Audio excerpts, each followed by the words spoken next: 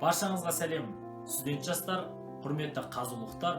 Біз Әл-Фараби атындағы Қазақ ұлттық университетінің сұңқар студенттер мен магистранттар кәсіподағының белсенді жастары жаһандық пандемияға айналған коронавирус індетімен күресу үшін елімізде төтенше жағдай жарияланғанына байланысты баршаңызды үйлеріңізде болыңыз. Сақтық шараларын жасауға және карантин уақытын тиімді пайдалануға шақырамыз. Баршаларыңызға белгіленген шектеулер мен ережелерді бұлжытпай орындап, санитарлық нормаларды қатаң сақтауларыңызды сұраймыз. Әр қиындықтан мүмкіндік іздейік. Карантин уақытында тұлғалық потенциалымызды бірге арттырайық. Өзіңіздің және өзгелердің өмірін сақтап қалу ол мына менің және сіздің қолыңызда. Жақындарыңызға, достарыңызға демеу бол. Болашаққа бірге қадам жасайық. Бізбен бірге бол. Жақсылыққа сеніңіз.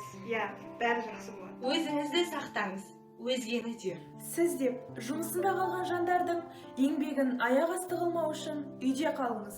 Мұндай қиын сәтте бір-бірімізге тіреу болсақ қана індеттен де, міндеттен де құтыламыз. Үйден тезірек шыққыларыңыз келсе, үйде отырыңыздар.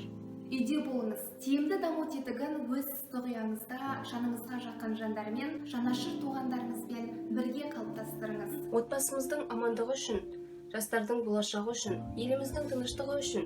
Біз үйдеміз. Сіз де үйде болыңыз. Көмек көрсеткен барша жандарға алғысымыз шексіз. Бұл қиыншылықты да біз бірге еңсереміз. Дәрігерлерге мың тағзым. Үйде отырыңыздар. Біз біргеміз. Біз біргеміз. Біз біргеміз. Біз біргеміз.